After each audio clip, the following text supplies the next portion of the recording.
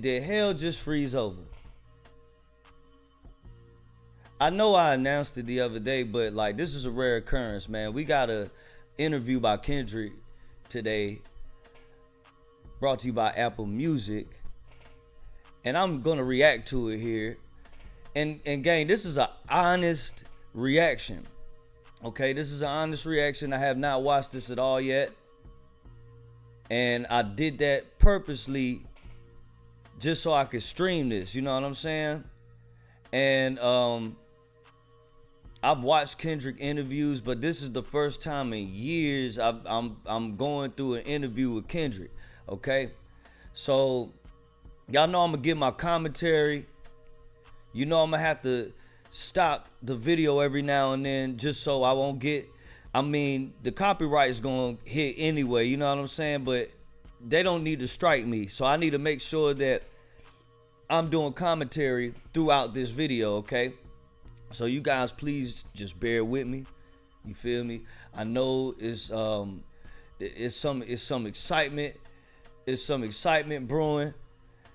You feel me? Because like I said, it's a rare occurrence. We don't get to see Kendrick pop out and do interviews at all. Especially post Mr. Morale. You know what I'm saying? Cause he did like a rollout and he was doing interviews for Damn when Damn was still new, but like you didn't see no interviews when he was doing Mr. Morale. You didn't see any interviews for GNX or none of that, right? But we right here at the Super Bowl, gang. Excuse me. We right here at the Super Bowl, y'all. We right here at the Super Bowl. Kendrick about to shut it down. This is called the Kendrick Bowl, okay? Hashtag the Kendrick Bowl. All right, gang? So look, without further ado, let's go ahead and get into it. Let's go. We can talk about his world-shifting pen, his Pulitzer Prize-winning album, his 22 Grammys, or his seismic impact on music spanning more than a decade. But nobody can speak for the man better than himself. Please welcome Kendrick Lamar. Ah man, I can't let that play. I can't let that play, y'all. I'm sorry. I can't let that play. And I'm gonna have to go back through it on my own time because I like to look at it in its entirety. But just for content purposes, we gotta skip over the song so we won't get hit. All right. Really see you in the flesh because you've always made it a point of just letting the music speak for yourself, which is something I really respect. But the spotlight has been shining so brightly on you for the past few months. I've just been wondering how you've been processing behind the scenes, how you've been feeling about everything happening, all the success. It's just really just I want to look at it like it's just a continuum of who I am, really. I've always stayed to myself. I've always been in my own bubble, whether it's with the family, whether it's training. How I process it all is just I continue to do what I was doing 10 years ago, and that's like be better in myself, better in the craft, and not look at it as bright lights, you know? Mm-hmm. And it may sound cliche, but it always worked for me, even when I was younger, you know, playing. Man, this is such a humble answer, bruh. Like, when you picture Kendrick and his music, this is what you get. This is always been. This is Kendrick. He's older now. He's 37. You know what I'm saying? About to be 38, I believe, this year. But he been the same since he came out. Like he's been talking the same way, you know, and like he's grounded and like and he's not loud. He's like not I mean he's not belligerent. He's very articulate, you know what I'm saying? And and I hope they ask him the right questions. You know, I mean, we want to hear them talk about like the beef and stuff. Now it looks like it's 30 more minutes left in this hour segment. You know what I'm saying? So we get a full 30-minute cut of this. I'm gonna go through it all. Okay, I'm gonna go through it all. So let's continue. In sports or being in the forefront of presentations and stuff like that, it was like I gotta look at myself in the mirror rather than looking at it as a crowd or fame and attention. So now, early days of your career, Section 80 days, even early mixtapes, and you perfecting your craft as an MC. Did you ever think we'd be at the Super Bowl with this? I wasn't thinking about no Super Bowl. You never thought about the Super I Bowl wasn't with thinking this? about no Super Bowl for sure.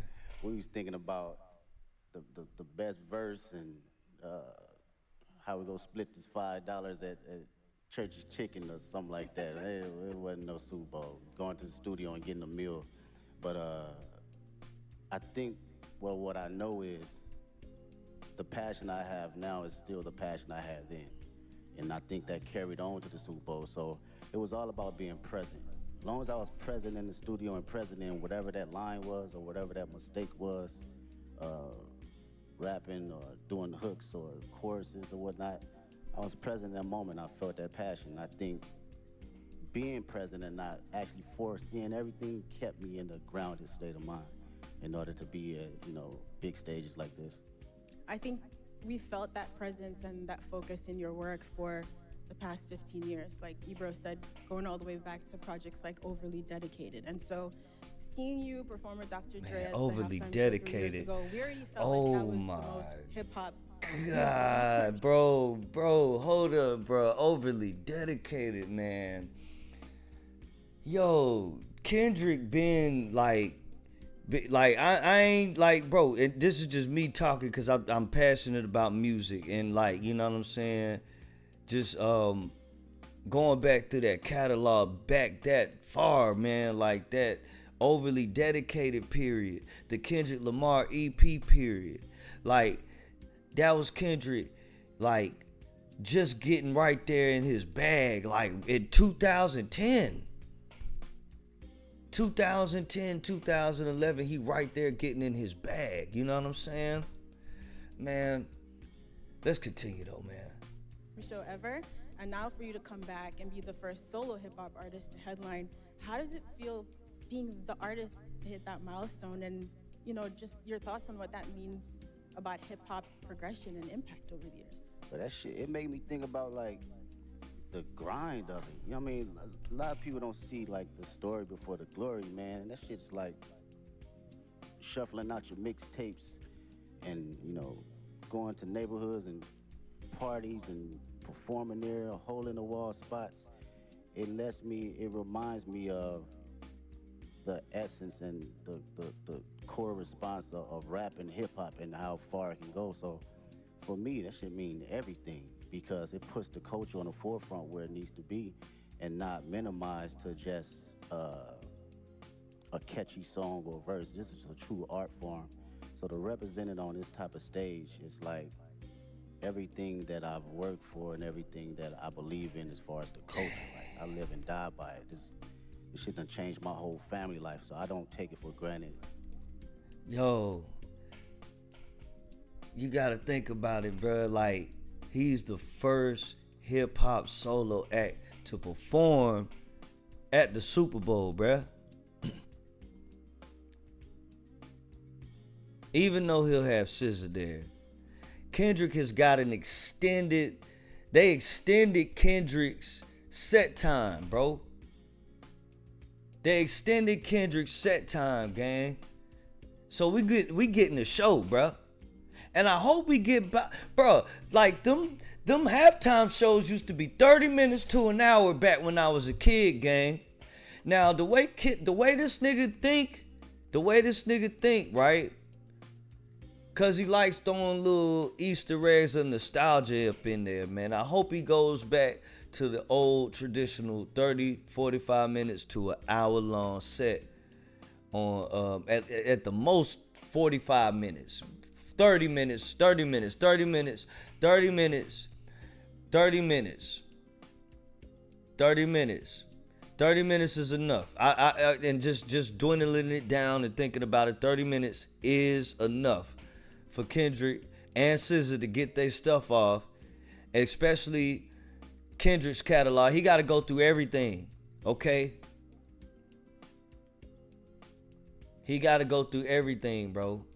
And then him and SZA got like, you know, at least a nice 5 solid songs. 3 at the most.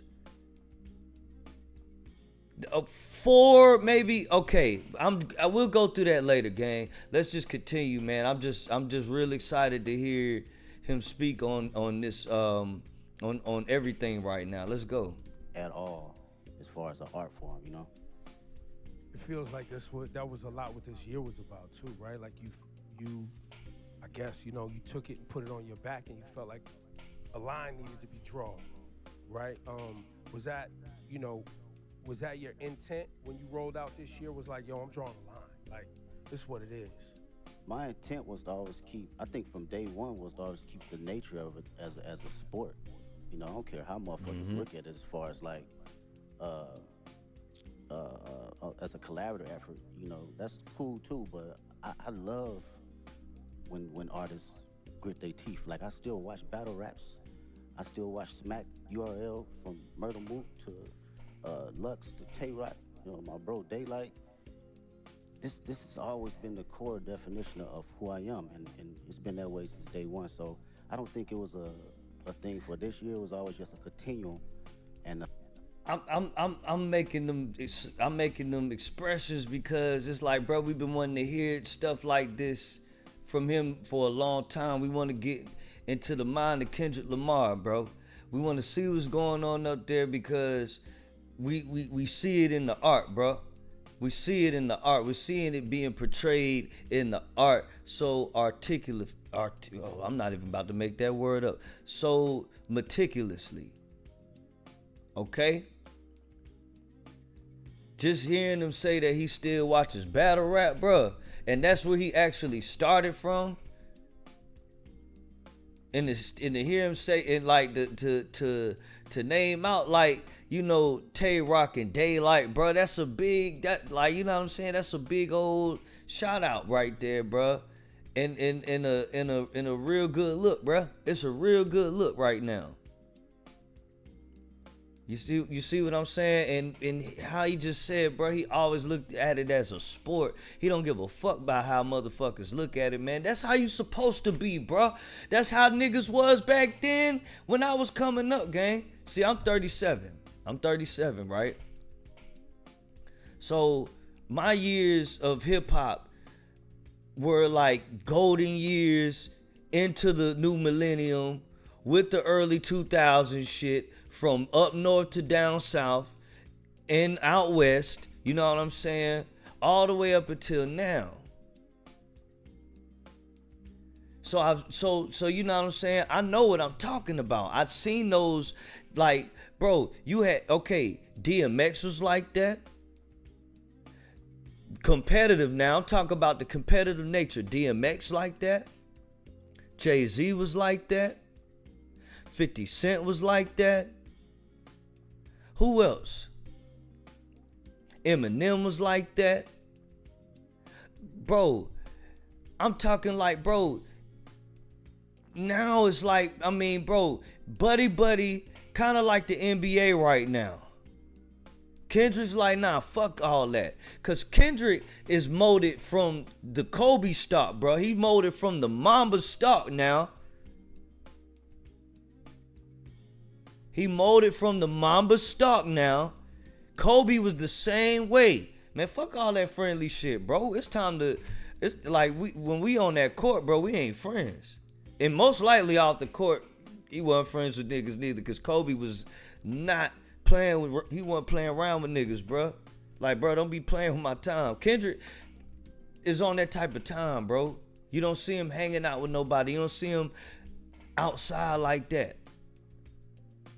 This man said on freaking Man at the Garden, I'm running 6 miles a day conditioning my wind. Just so he could condition his breath control in his raps. He's not playing with niggas, bro. Niggas don't be doing that. Don't be thinking about it like that neither. You know what I'm saying? But let's continue, bro. Let me let the video build up for real. What I will say about this year, it was more from a space where I think a lot of people was putting rap to the back, and you didn't see that. You didn't see that grit. You didn't see that bite anymore. So I always took that in consideration in going into any type of my music. That's interesting. So I hope this makes sense, right? You know, we've been following your journey for about 15 years, and you have been so consistent in the messaging and the focus, like you said, and you've always moved with integrity. So in a lot of ways, I feel like we thought we knew exactly who you were as an artist in a positive way. And then last year, it felt like you unlocked a whole new dimension for us. But that person, like you said, was always in there. But I'm wondering, do you still surprise yourself sometimes? Did you surprise yourself last year, or was it just us, the fans, with our jaws on the floor, just stunned? That's a good question. Surprise myself? Nah, I don't think I surprised myself, because this for me and for my partners that's been around me since 2005, 2006, like my brothers, they know my personality. They know, my capabilities, even when it wasn't presented to the public at first, right? Mm-hmm. So this is just like a revolving door of what I've been doing in Carson Studios, at the Homie Garage, or my brothers at TDE, or just anybody around the city of Compton in LA. It's just magnified to the level where I've progressed it and did enough hours to know, okay, I know where to place it now. I know how to make it connect with people. It feels like each album, too, getting to this point was like, it was an album for the culture, and it was an album for the critics. You know what I mean? And then it was for the critics, Yeah. and then GNX comes along, and it's like, nah. This is an album for anybody, everybody, and anybody who want it at any time. Man, GNX, bro. Like, he's probably gonna come out with more, but if he didn't, bro, it's just fine as it is, bro. Like, to me, GNX was right on time. He didn't have a rollout for it like that. You know what I'm saying? Instant classic. I don't care what anyone says, because of the impact they had on things. And it was right on time because it was still at the hype and buzz of Kendrick coming off of his dub. You see what I'm saying? And every song on there slap in a certain type of different way. It's like, bruh, Kendrick still made sure that he still stuck to his script in some kind of shape, form, or fashion, but just mold it in a new, like mold a whole new model out of the same clay he been using since 2009. It's the same clay, but he just keep molding it into different shapes, and you know what I'm trying to say, y'all. It's just like, bruh, I mean, oh my goodness, bro. Like, y'all don't understand for real. Like, I'm excited for what's to come after all of this. That's why I'm like, you know what I'm saying, speaking so passionately, because I mean, for one, like I said, man, I'm a music head, and I'm also an artist as well. Like I said, I make all these beats that you guys hear in my videos, okay? So it's like, man, like when someone like Kendrick right now is having control of the game, it's like, man, certain shit is about to happen. You know what I'm saying? We about to start hearing more spitters coming out the woodworks. We about to hear more lyricists out in the forefront. You feel me? And it's like I've been saying, it's still gonna be the trap shit. It's still gonna be the drill shit. You know what I'm saying? To keep the balance. It's still gonna be the ratchet shit out there to keep the balance, right? But now some of the lyricists that even some of you guys know about, chat, some of the people that you guys know about might just pop out in the forefront later on this year, and you've been waiting on them to, like, you know what I'm saying, pop for years. Never know, man. Never know, bro. But let's continue, man. And you brought that energy, and the energy you brought on GNX was an energy that I don't think was really happening in hip hop. Like, it's a Public Enemy level energy. It's a Ice Cube, America's Most Wanted energy. For sure. Like, it's a classic, you know, timeless energy. Talk about your headspace between Mr. Morale and this GNX. Yeah, no, that's great. Go back even further, man. Speaking on that energy, like, it's my cousins was like DJ Quick, you know, and Dre, you know, these folks that my people was playing. So I always had that DNA. And you know, you heard that DNA a little bit on Good Kid, Mad City, but I wanted to tell my story first, right? And fast forward to GNX, I felt it was just a perfect time because not only the energy was lost, but it was the energy that was bubbling inside of me as well. I wanted to go back to the forefront of just the bite, just the grit of rap, just all raps and hard-ass beats. And that's like the basics for me. I thought about, damn, what I used to like when I was a kid. Hard raps, good beats. And you could tell. Smacking, right? And it was a great transition from Mr. Morale because that was my most intimate. I wanted to go inside of my own psyche and my own personal withdrawals and see how it connects with the public and who can relate. So during this time around, I think it was necessary of coming out of that cocoon and feeling like, okay, I arrived now. I can spread my wings and show every state of who I am as far as Kendrick Lamar. And you really did spread your wings. I mean, you just came off a huge Grammy wins. You walked away with 5 awards, and you won Not Like Us won for Song and Record of the Year, which in itself is remarkable. But I think for people who love and respect hip hop and the roots of this culture, the competitive spirit of it, it has been a little bit mind-bending that you created this massive cultural award-winning anthem out of a battle rap song. And how is that something, after you got off that Grammy stage, you got home in some quiet time, what was going through your head? I was just thinking about the culture, really. It's always that for me first. I'm not even bullshitting with you. It's like, when Great people talk answers, about bro. rap, man, the conversations I hear, they think it's just rap and it's not an actual art form. So when you put records like that at the forefront, it reminds people that this 50 years ago, they forget that it's even been here 50 years, right? And like kind of like belittle it. So I love to see For real. that type of recognition for just straight raps, from awards to the billboards, all that, because this is truly just as big as an art form and a genre as any other genre. So that's what I think about, and I feel accomplished being able to do that. You know, whether somebody else come behind me and do it again and quadruple it, I love to see it. If that was my purpose to do that, then that's exactly what it was for that particular moment. I think people often miss the significance of that Record and Song of the Year award, because that Song of the Year award is a songwriter's award. Like, it's not just the biggest song. It's like someone wrote a song. Yep. And you as a Yep. songwriter, when you see your name up there and it's written by Kendrick, and that's it. Yeah.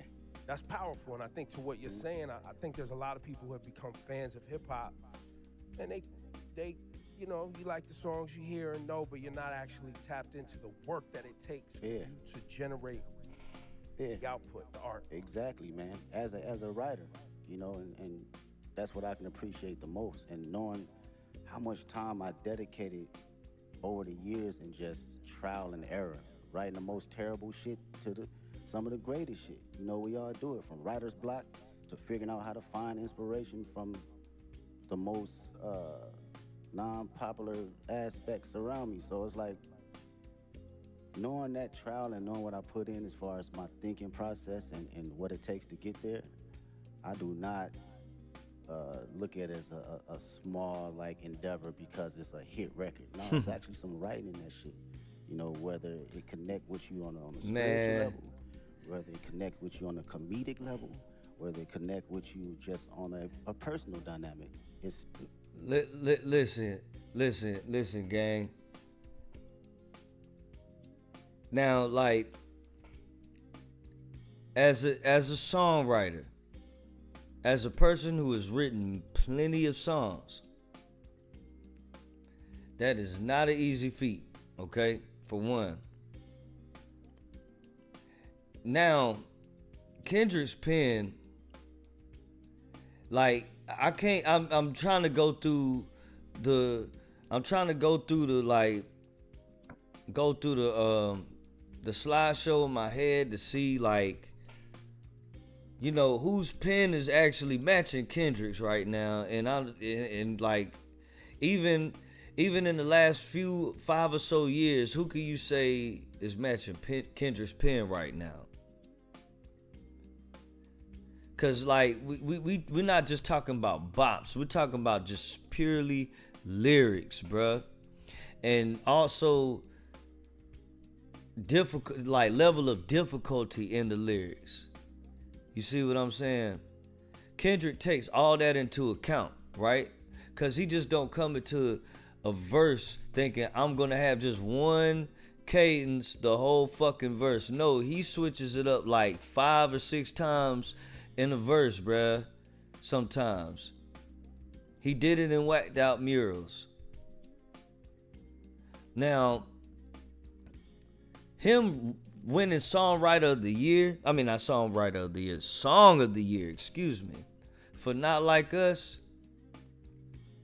If he won that for Not Like Us, imagine, because GNX, like, the songs from GNX all charted on Billboard. So it's definitely going to be multiple songs that'll be entered into the Grammys next year from GNX, from Kendrick. If he doesn't drop something else this year. That's if he don't drop something else this year. Because if he actually does, which I'm pretty sure he will. Because, I mean, he might drop it before tour or after tour. Who knows, bro? But, like, best believe, if he doesn't drop anything, best believe GNX is going to be up there in the Grammys next year. Songs like Luther and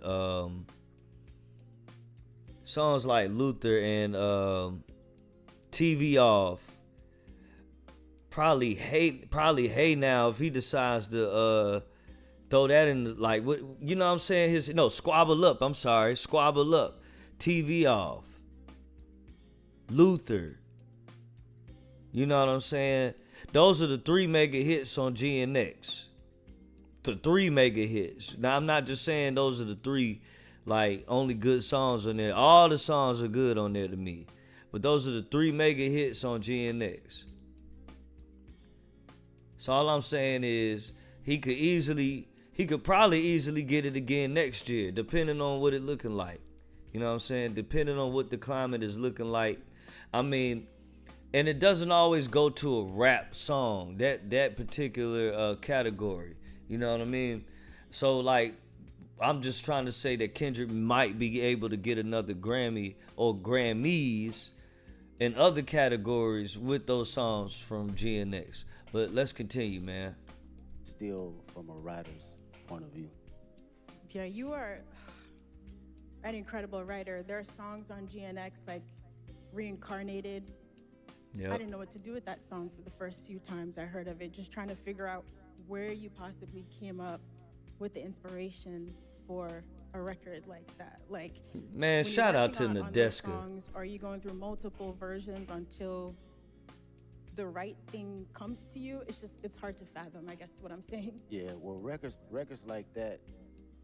First off, shout out to Tupac. That's the number one. That was always one of my favorite records from him and Outlaws. Yeah. Well, records like that, made it's niggas always going into my mind of like, what if, right? And crafting out my what if ideas to the masses. So when I think about concepts and I think about what I actually believe and what I feel, I just go through a breakdown as if I'm reading a book, you know, and how I want people to hear this from a book sequence. So my Man. listening process is, okay, how can I open them up to the story, and how can I drive them to the end? Don't, bro. I get it. I see where he's coming from. I see where he's coming from. I get you. I get it, Kendrick. Cause I always looked at it from that perspective. Songs like "Sing About Me," it's like, hold up. Let me name some other songs. Songs like "Sing About Me," "Fear," "Reincarnated," "Father Time." These are deep, introspective songs that Kendrick actually, you know what I'm saying, he's able to paint the picture so well on, right? But this is the thing. Hold on.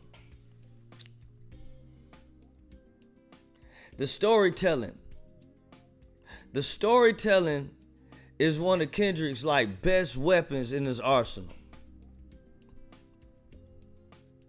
The storytelling is where like a lot of niggas can't really match that when it comes to Kendrick's, when it comes to like, you know, comparing any other rapper with Kendrick.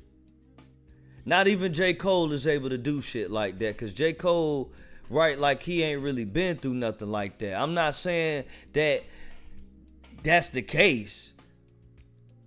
But I don't learn nothing from Cole as much as I would from just from listening to Kendrick's music. I still go back into Kendrick's stuff from back in Section 80 and fucking To Pimp a Butterfly and Good Kid, Mad City, and I'm still picking up new stuff that I missed years ago, bro. I'm in this 2025.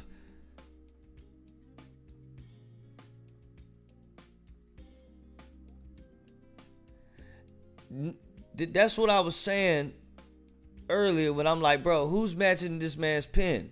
Cause the art of storytelling in this day and age in rap, bro, is null and void, bro.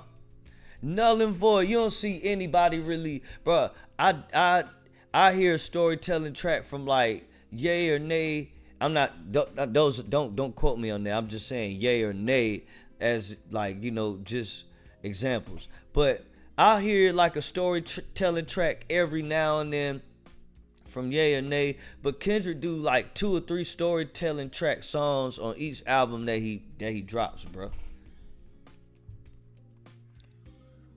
And what he just said just now, that he wants to write it as if you're the reader, or like he's reading it out of a book, or like this is like he's writing his novel and it's like his audio book or some shit like that. He's spitting his freaking audio book. Bro, that's fucking dope as fuck, bro. Who's doing that shit? Who's doing that shit, bro? Give credit where credit is due. Oh no, my camera went off. Hold on. The point to make them feel truly exactly what I'm trying to convey, whether they take their own perspective from it or they take mine. I just want you to feel it first. You know, the writing is there. Now it's up to me to perform it to where you can feel it. Yo, give it up for this guy, Kendrick Lamar. Y'all too quiet, man. This guy, you know, this guy he doesn't sit down and do this too often. So this is a very special conversation. We appreciate you, bro. Yeah. I really do. And shout to SZA too, because you guys are making history right now. Hell and, yeah. and you've seen her from her humble beginnings like she's seen you from your humble beginnings. You've watched her find success, and now y'all sharing the stage at the Super Bowl. Got this humongous tour that's rolling out next year. Talk about this moment in both of y'all's career. Have you guys had a chance to even see each other in this moment and be like, yo, like? We haven't even had a chance to crash out about it because everything been moving fast, like far as production and rehearsals and stuff. So we speak, but we haven't really got a chance to settle into the moment. For me personally, watching her, you know, her career and where she's come from, it's amazing to see. I get to finally see how certain individuals see me come up in the process, because I seen her day one coming in the studio and writing songs, throwing away songs, writing another song, throwing away songs, and songs is hard. And I understood that process though, wanting to be great. You know, even when we, people saying this is classic records, you're like, no, I'm gonna write another one. And I understood that and I seen it, so to see it now magnified, it's like, she always had it, man. She always had it. And I'm just honored to be next to a talent. Yeah, you've both worked really hard to be here in this moment, and on Heart Part 6 is really amazing to hear you detail that journey for old and new fans, coming up through the ranks at TDE and now launching your own agency, PG Lang. So performing at the Super Bowl halftime show is very much, us as fans getting to celebrate you and this beautiful musical legacy, but also now you're stepping out as an entrepreneur. What has it been like to build your own business and to also showcase some of that creativity from your agency on this platform? Oh man, I love the process. Shout out to PG Lang. Make some noise with PG Lang. Yeah, that's my team, man. It's 30 incredible individuals, 5 extraordinary executives that work day in, day out to make sure we are doing something that will long live the culture. From a music standpoint, from a creative standpoint, fashion, film, books, day in, day out of just being around like-minded individuals that have different perspectives outside of just music. So through that process, it was a challenge for me, but even more a process of me enjoying, different ideas and different backgrounds and how to look at things. I love it. Being on calls and, formulating business ideas and ventures outside of my usual norm, it challenges me. And I can't wait to see what happens next. I know it's gonna happen next. Yeah. I think for the audience too, and anybody watching around the world, the PG Lang thing is I think people see you as an artist and someone who makes music, but I don't know if you want to share it today, but the level of detail that you yourself, along with Dave and shout out to the whole PG Lang team, but y'all as friends that came up together, you in the edits. Like what we're gonna see on Sunday is a PG Lang production. Yes, that's all. Oh PG yeah. Lang. That is us sitting day in, day out, from the edits, the production, the stage design, the music, the sound tech. It's everything across the board, and it takes a lot of work. It takes a lot of creative individuals. I can't sit here and say it's all me, because you gotta think about it, bro. Like the way they orchestrate everything. PG Lang are like they're about to set trends, bro. They're about to be setting trends for like the way things look, bro. Like think about the things that Kendrick has already done under the PG Lang umbrella that he's created, him and Dave Free. Look at how Family Ties, like, bro, the visuals that they create, man, those visuals are ill, bro, like, and they rollouts are ill. It's like they did the Not Like Us video, and it was so different than the other videos that they've ever done. So like he said, I can't wait to see what's next, what's to come, bro. You know what I'm saying? Cause it sounded like he got more stuff in store, bro. There's more in store, gang. He's not stopping here. He's not stopping at the tour or the Super Bowl neither. Come on, man. Play the tape. These are people that are just as passionate and want to see us win, but also want to put out something that lives a long, long time. And with Dave's creative mind, it's just, he's insane, man. That dude is like Basquiat in so many different fashions. You can clearly pick his brain about anything, and he'll give you an answer right down the middle to help you decide for yourself. So that's something I can always appreciate. Yeah, I'd say with all of your powers combined, y'all are really diabolical. Like, when you roll out the videos, all the visuals for GNX, just the way you all move strategically together, it is inspiring beyond the music, you know, just thinking about how to approach life and art in a holistic way. And so when it came down to planning for this Super Bowl now, you know, you've teased on the album coming up to New Orleans with this LA energy. How did you guys approach the show and trying to figure out how to pay tribute to the classics in your catalog with this new music in like a 13-minute set list? Yeah, it's wild. Miss Morale is like an hour and 30-minute tour, so it's like you gotta smack the shit down all the way to 13 minutes. It's kind of wild and it's interesting because it lets you know kind of where you at and your perspective on how you think about catalog and the music. So okay, I might have been wrong about that earlier when I said that Kendrick was said to have an extended set period. I might have been wrong. He just confirmed that it's 13 minutes. He'll have the 13-minute set on stage at the Super Bowl.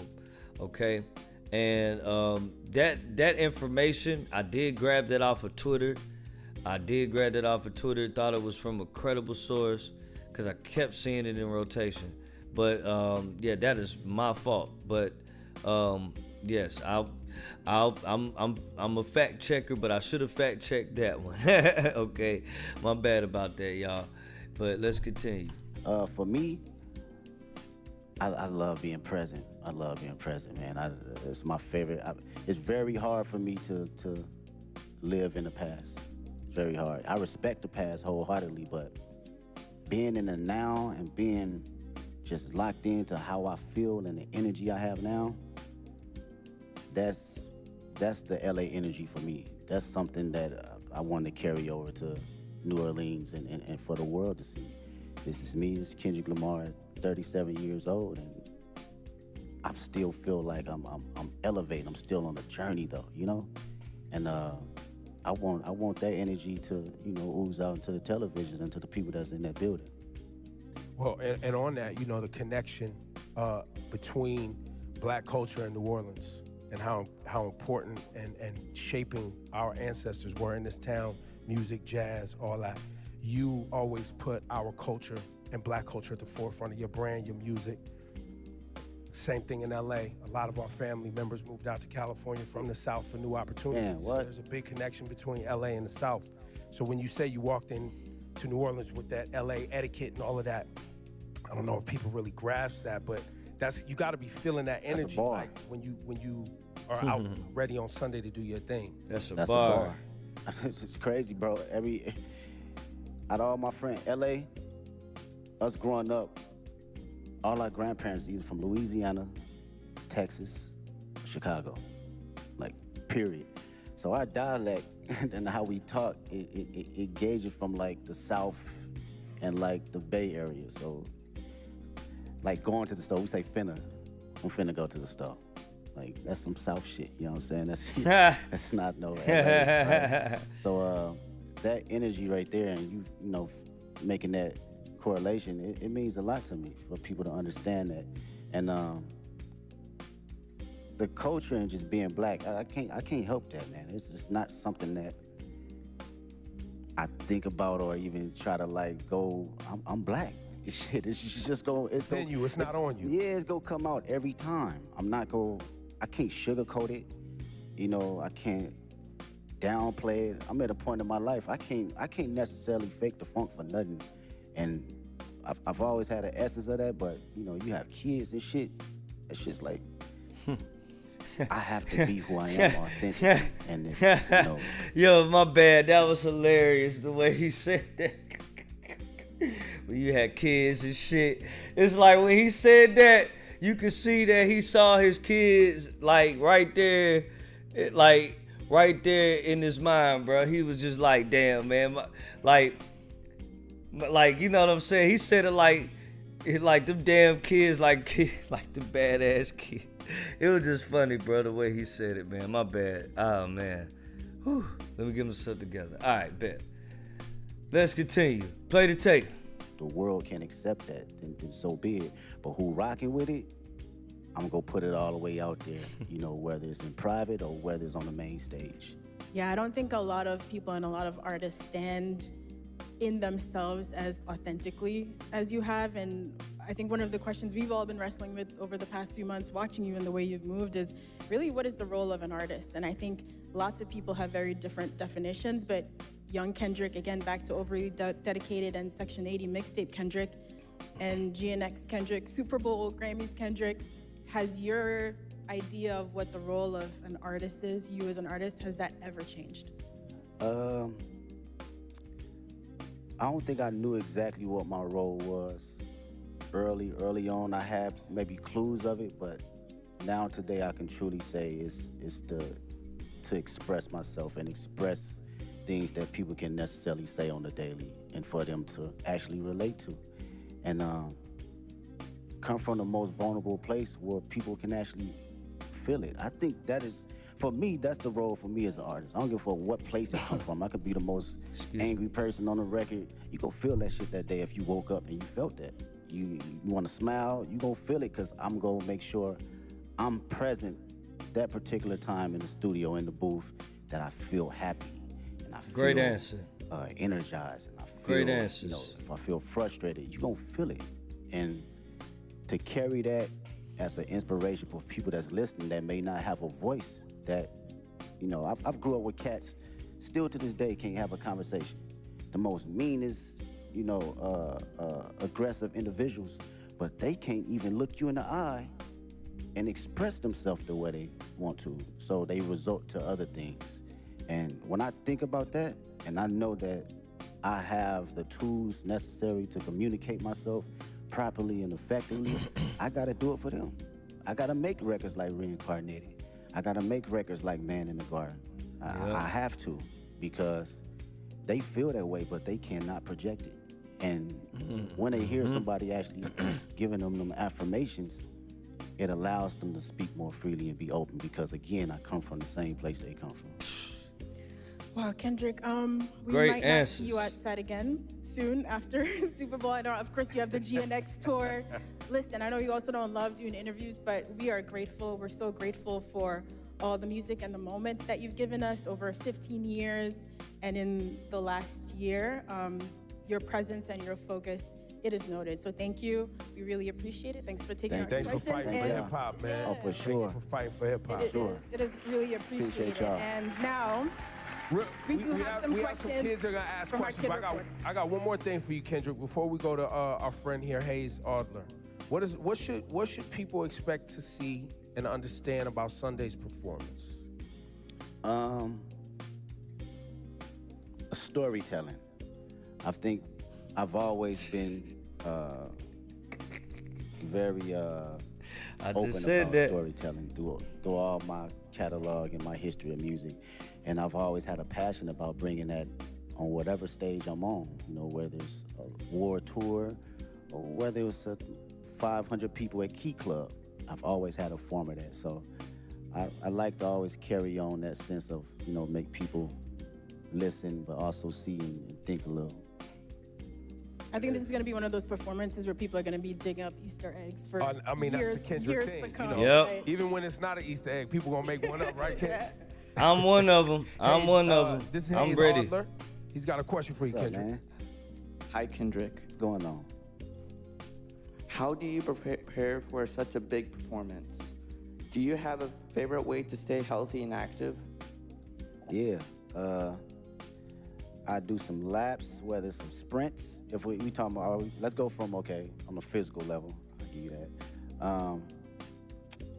Maybe it's a 2-mile warm-up or a mile warm-up, maybe some push-ups, just to get the body movement. Sometimes you be out on that stage, man, you need some oil on your knees a little bit to get moving and get cranky. So physically, yeah, I'm just exercising the body, a little bit of stretching, a little bit of all that. And on a mental level, I'm usually playing some Isley Brothers just to calm not my nerves, but calm my excitement and just give it a balance, you know?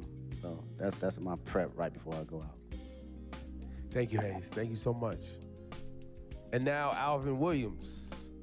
How you doing, sir? What's up, Kendrick? What's up, man? I'm a little with Big Brother and Big Sister New Orleans. What has mentorship meant to you during the course of your career? And if you could thank your mentors for believing in you, what would you say?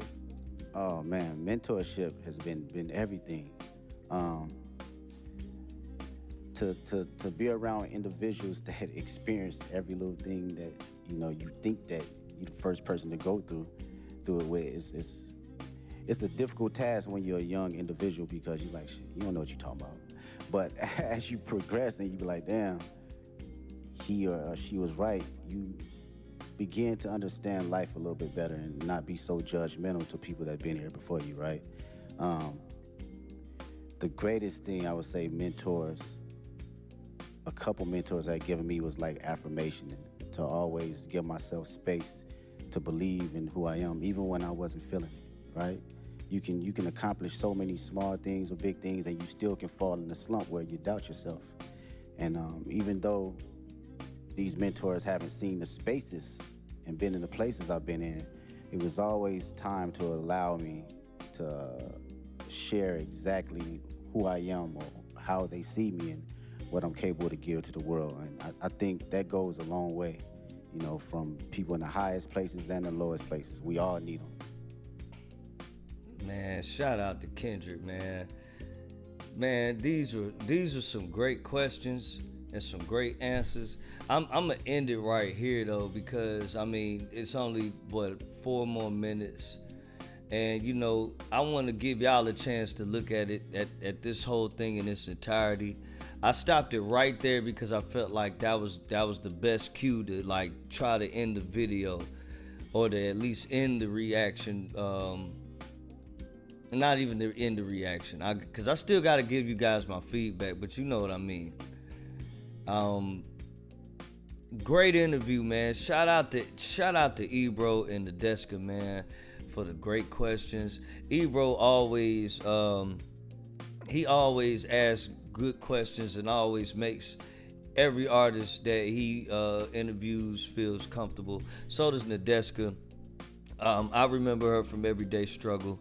She was one of my favorite parts of Everyday Struggle. Actually, yeah, because I liked her better than Joe and Act, because she was the balance, and sometimes she made more sense than them two bozos sometimes.